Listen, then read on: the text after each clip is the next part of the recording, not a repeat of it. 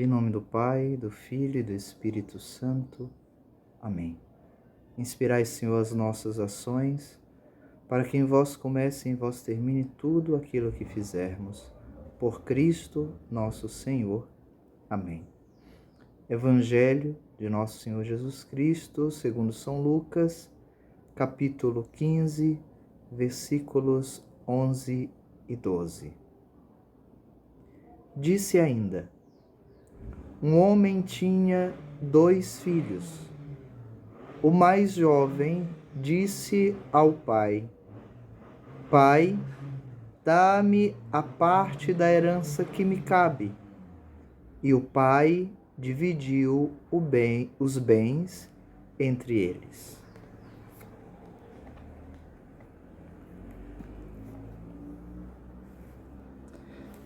Jesus é incansável quando se trata de abrir os olhos daqueles que veem somente o que querem ver, que veem somente o exterior e não o interior de cada um.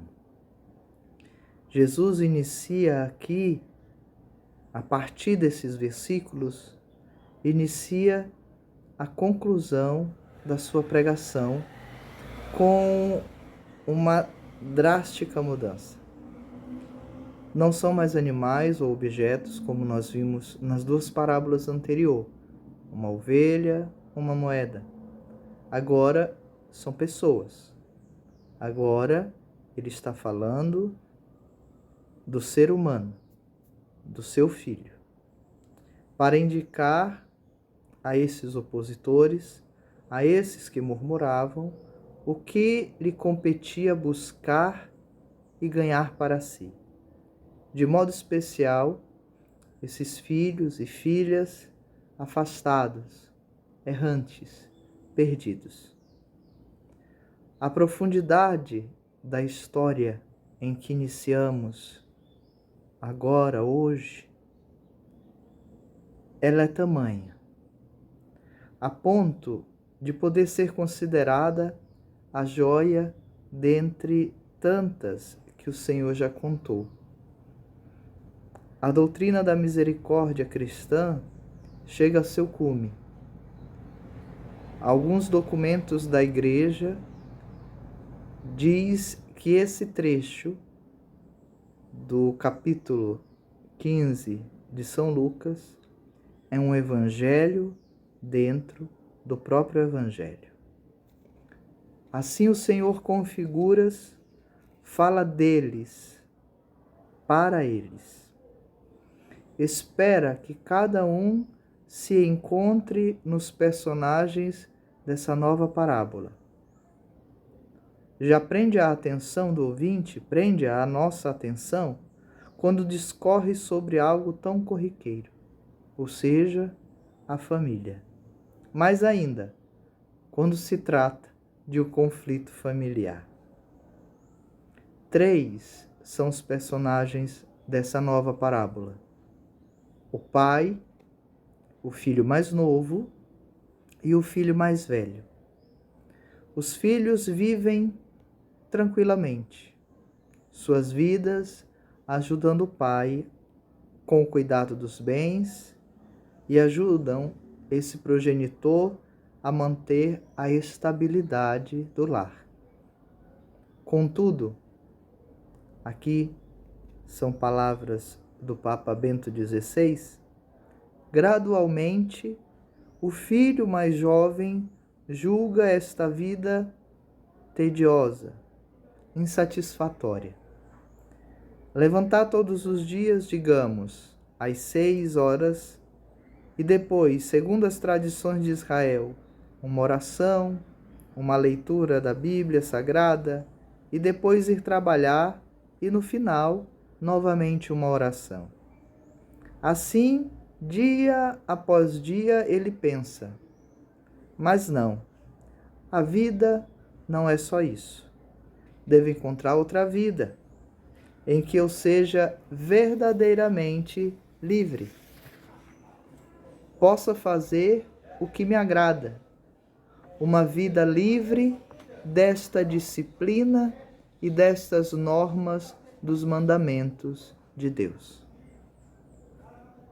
Brota um desejo de liberdade.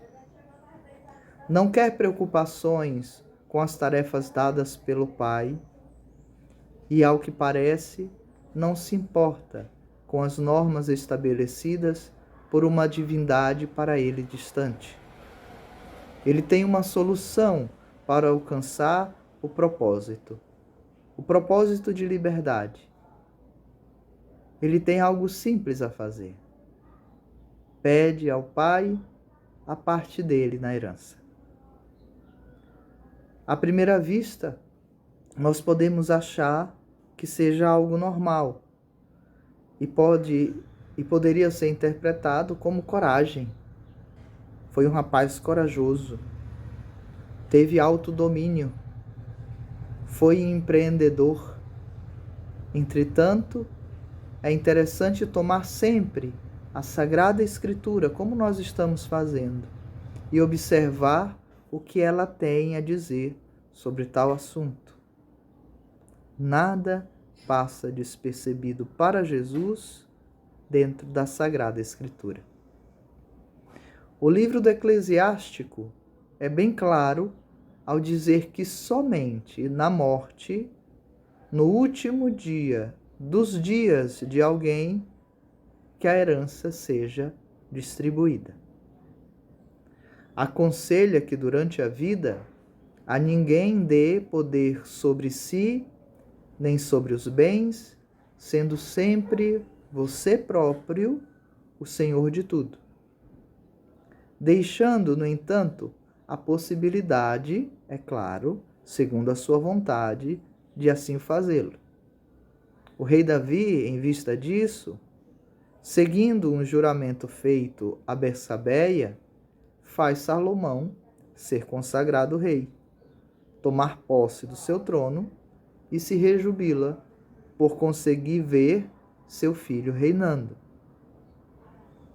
Pode-se com isso afirmar que havia na época duas formas de conceder a posse dos bens: por direito de propriedade, ou seja, uma doação, ou por direito de uso, que é o testamento. No primeiro caso, direito de propriedade ou doação, o bem pertencia ao filho, porém este não tinha o usufruto dele, que só ocorreria na morte do pai. O que pode passar despercebido em tudo isso é que não se vê a opção de fazer esse pedido. Um chefe de clã tem a autonomia e a autoridade de ceder parte dos bens ou seus bens todos, ou seus bens em sua totalidade. Todo filho tem o direito de uma parte da herança. Isso todos nós sabemos. No entanto, ele não tem a prerrogativa de requisitá-la. Em nenhum momento se vê na Sagrada Escritura, ou em leis, pelo menos que se tenha conhecimento, em que ele peça a sua parte da herança. Já na Sagrada Escritura, na tradição e até mesmo no sentido sentimental, no sentido pessoal, íntimo, quando se faz isso, entendemos como uma falta grave. Entendemos essa atitude como que um atestado de óbito, aqui na parábola, ao pai, ainda vivo, escrito e assinado pelo filho mais novo. O rapaz age como que quebrasse com os laços familiares, lança fora a honra do pai. É como se dissesse: para mim o Senhor não tem nenhuma serventia, para mim o Senhor está morto. A ação do pai diante do pedido torna a situação ainda mais impensável. colocando-se na situação, nós poderíamos pensar e sentir, ficar bravo e dizer que não, e o restante da família se meteria, e o pai diria que isso é um absurdo, e gritaria, esbravejaria, tentaria educar o filho, tentaria conscientizar o filho que isso não se faz. Porém, não é isso que nós vemos na parábola contada pelo Senhor. Imagina-se a surpresa de todos aqueles que ouviam a parábola quando o Senhor conta que o pai acata ao pedido do filho. Seria de se esperar que o filho fosse fortemente repreendido, como acabamos de dizer, disciplinado até mesmo com o apoio da lei. Este amor, dramaticamente ilustrado agora nessa nova parábola, é difícil de acreditar. Até para rejeitar quem ama, ele dá a liberdade. Vale destacar, nesse ponto, o vocábulo grego utilizado pelo evangelista. Quando o filho pede sua porção, o termo que ele usa é ousia, substância, propriedade, herança.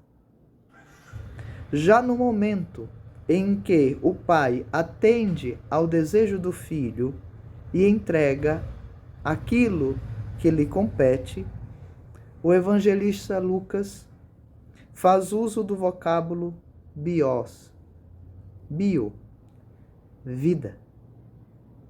O chefe daquela família, assim, ao entregar os bens, abre mão do bem mais precioso, que é a vida do seu filho.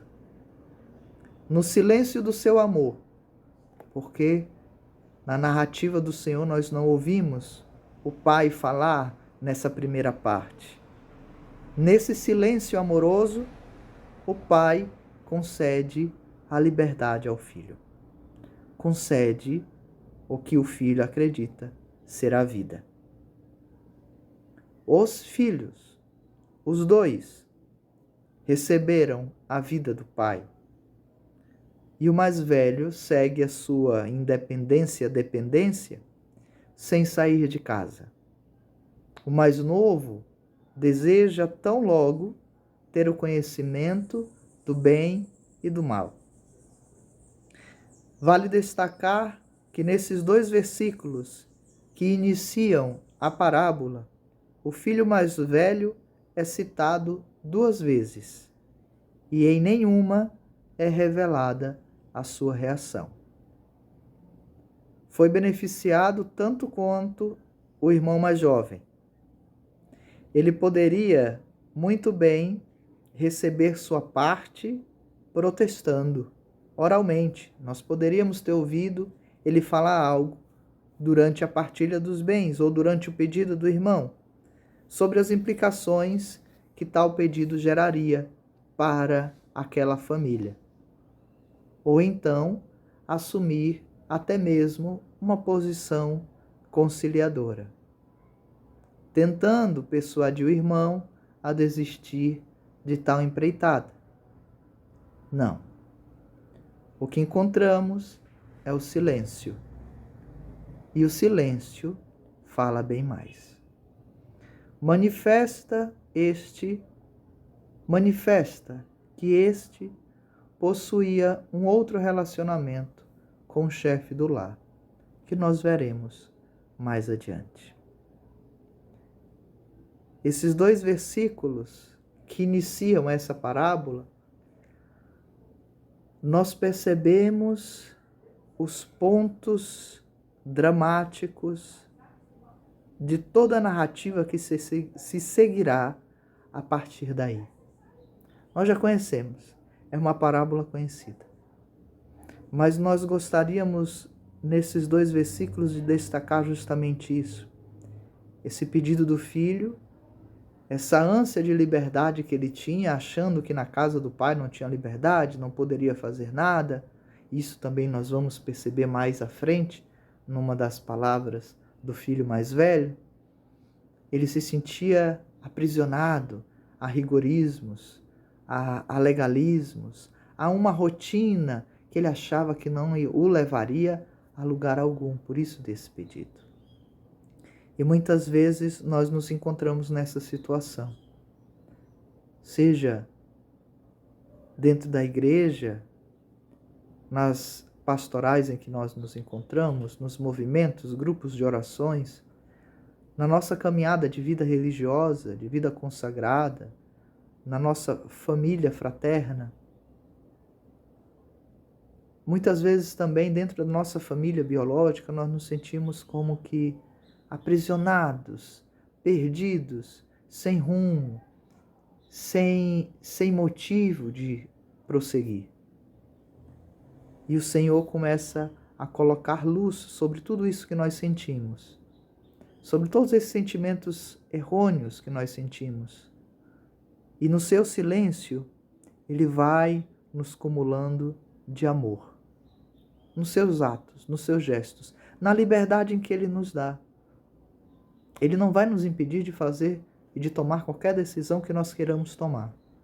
E Ele vai continuar nos amando e por nos amar nos dará e nos dá a liberdade, o livre-arbítrio de tomar a decisão e fazer o que queremos, mesmo nós sabendo que tudo o que nós fizermos traz uma consequência também para as nossas vidas.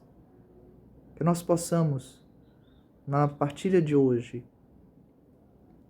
tomando essa visão, nós possamos nos questionar como nós estamos interiormente. Qual inquietação nós trazemos dentro de nós? Qual inquietação? Seja ela, será que é para o bem ou será que é para uma ação má? Será que eu estou buscando, dentro dessa inquietação, uma liberdade que me faz verdadeiramente livre para seguir os projetos de Deus, para seguir aquilo que o Senhor preparou para a nossa felicidade, para o nosso bem-estar, para o bem do povo de Deus, não só nosso, no nosso individualismo e egoísmo? Nós devemos pensar sempre no todo. Nós não estamos sozinhos na igreja, nós não estamos sozinhos no mundo, nós não estamos sozinhos na nossa vida familiar, vida fraterna, vida comunitária, vida religiosa, na vida missionária nós não estamos só. Nós fazemos parte de uma família, família de Deus. E dentro dessa família de Deus, cada um tem um propósito. Que o Senhor possa tirar de nós tudo aquilo que for projetos egoístas, sentimentos que brotam apenas para inflar o nosso ego, e que o Senhor possa colocar dentro desse nosso coração inquieto a tranquilidade que brota do amor de Deus, do encontro que nós podemos ter com o Senhor durante essa quaresma e durante todos os dias da nossa vida, esse encontro com o Senhor que nos tranquiliza, que nos dá força, que nos dá um norte para continuar seguindo. Amém.